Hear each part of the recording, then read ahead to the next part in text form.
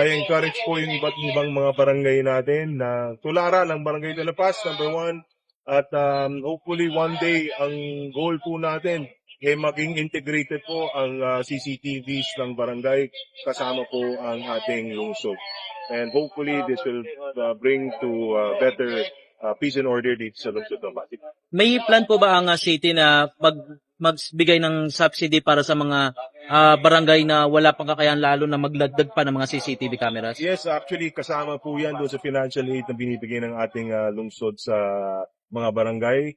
Yung 3 million sa bawat maliliit na barangay, 5 million sa bawat malalaki, plus ang additional 1 or plus 2, depending po sa kanilang pag-liquidate ng maaga ng mga financial assistance na nanggagaling sa city. Priority po dyan ay paggamit nitong pondong ito sa CCTV. Ating lungsod, in the process of talagang trying to upgrade din yung ating mga CCTV, nagiging problema lang talaga.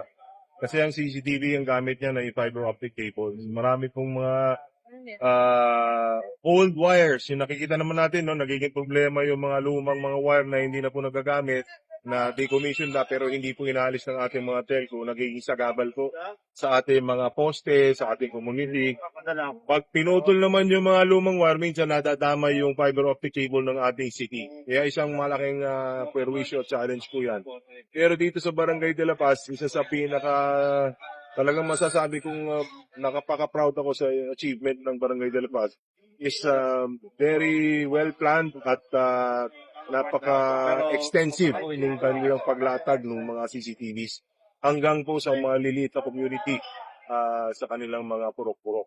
They have over 380 CCTVs, 389, katulad ng sinabi ni Kapitan kanina, at tatagdagan niya pa dahil ito ay napakalaking deterrent para po sa mga magnanakaw. Number one. Number two, pag meron man mangyaring krimen, agad na natutugis natin, hanap natin, na-identify natin yung ating mga nagkakasala.